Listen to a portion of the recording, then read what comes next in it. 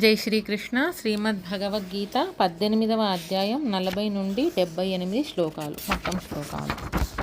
ఓం శ్రీ పరమాత్మనే నమః. అథ అష్టాదశోऽధ్యాయః. మోక్షసన్యాసయోగః. न तदस्ति पृथिव्यां वा दिवि देवेषु वा पुनः सत्वं प्रकृतिजैर्मुक्तं यदेभिः स्यात् त्रिभिर्गुणैः ब्राह्मणक्षत्रियविशां शूद्राणां च परन्तप कर्माणि प्रविभक्तानि स्वभावप्रभवैर्गुणैः शमोदमस्तपःशौचं क्षान्तिरार्जवमेव च ज्ञानं विज्ञानमास्तिक्यं ब्रह्मकर्म स्वभावजं शौर्यं तेजोधृतिर्दाक्ष्यं युद्धे चाप्यपलायनं दानमीश्वरभावश्च क्षात्रं कर्म स्वभावजं कृषिगौरक्ष्यवाणिज्यं वैश्यकर्म स्वभावजं परिचर्यात्मकं कर्म शूद्रस्यापि स्वभावजं स्वे स्वे कर्मण्यभिरतः संसिद्धिं लभते नरः स्वकर्मनिरतः सिद्धिं यथा विन्दति तच्छृणु यतः प्रवृत्तिर्भूतानां येन सर्वमिदं ततं स्वकर्मणा तमभ्यर्च्य सिद्धिं विन्दति मानवः श्रेयान् स्वधर्मो विगुणः परधर्मात् स्वनुष्ठितात् स्वभावनियतं कर्म कुर्वन्नाप्नोति किल्बिषं सहजं कर्म कौन्तेय सदोषमपि न त्यजेत् सर्वारम्भा हि दोषेण धूमेनाग्निरिवावृताः असक्तबुद्धिः सर्वत्र जितात्मा विगतस्पृहः नैष्कर्म्यसिद्धिं परमां सन्न्यासेनाधिगच्छति सिद्धिं प्राप्तो यथा ब्रह्म तथाप्नोति निबोध मे समासेनैव कौन्तेय निष्ठा ज्ञानस्य या परा बुद्ध्या विशुद्धया युक्तः धृत्यात्मानं नियम्य च शब्दादीन् विषयांस् त्यक्त्वा रागद्वेषव्युदस्य च विविक्तसेवी लघ्वाशी यतवाक्कायमानसः ध्यानयोगपरो नित्यं वैराग्यं समुपाश्रितः अहङ्कारं बलं दर्पं कामं क्रोधं परिग्रहं विमुच्य निर्ममः शान्तः ब्रह्मभूयाय कल्पते ब्रह्मभूतः प्रसन्नात्मा न शोचति न काङ्क्षति समः सर्वेषु भूतेषु मद्भक्तिं लभते परां भक्त्या मामभिजानाति यावान्यश्चास्मि तत्त्वतः ततो मां तत्त्वतो ज्ञात्वा विशते तदनन्तरं सर्वकर्माण्यपि सदा कुर्वाणो मद्व्यपाश्रयः मत्प्रसादादवाप्नोति शाश्वतं पदमव्ययं चेतसा सर्वकर्माणि मयि सन्न्यस्य मत्परः बुद्धियोगमुपाश्रित्य मच्चित्तः सततं भव मच्चित्तः सर्वदुर्गाणि मत्प्रसादात् तरिष्यसि अथ चेत्त्वमहङ्कारात् न श्रोष्यसि विनङ्क्ष्यसि यदहङ्कारमाश्रित्य न योत्स्य इति मन्यसे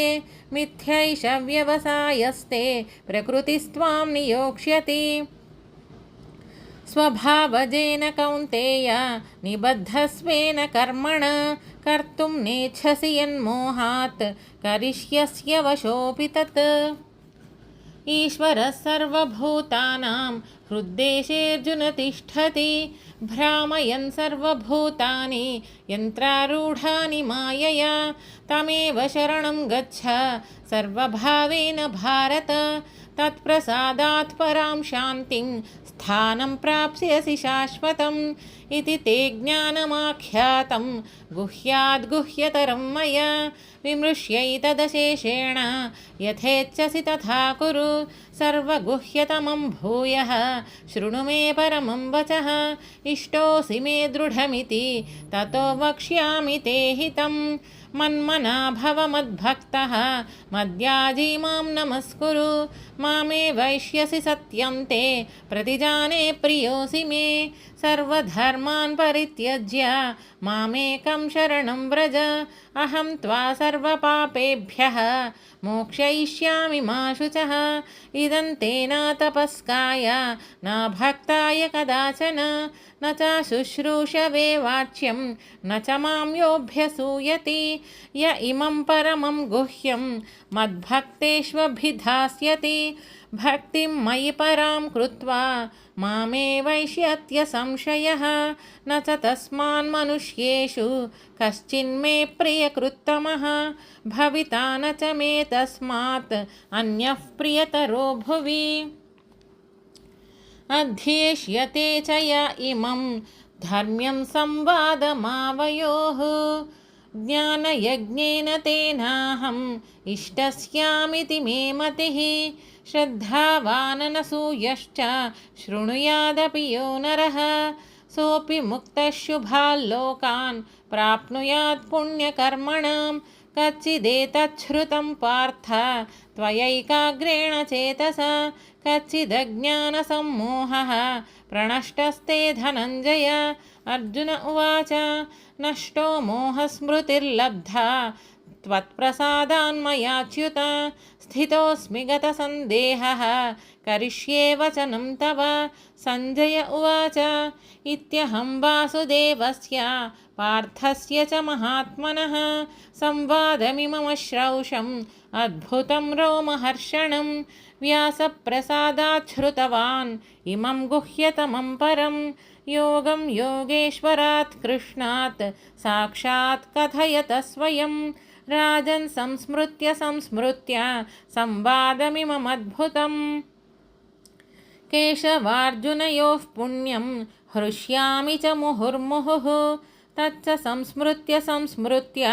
रूपमत्यद्भुतं हरेः विस्मयो मे महान् राजन् हृष्यामि च पुनः पुनः यत्र योगेश्वरः कृष्णः यत्र पार्थो धनुर्धरः तत्र श्रीर्विजयो भूतिः ध्रुवा नीतिर्मतिर्मम ॐ तत्सदिति श्रीमन्महाभारते शतसाहस्रिकायां संहितायां वैयासिक्यां श्रीमद्भीष्मपर्वणि श्रीमद्भगवद्गीतासु उपनिषत्सु ब्रह्मविद्यायां योगशास्त्रे श्रीकृष्णार्जुनसंवादे मोक्षसंन्यासयोगो नाम अष्टादशोऽध्यायः।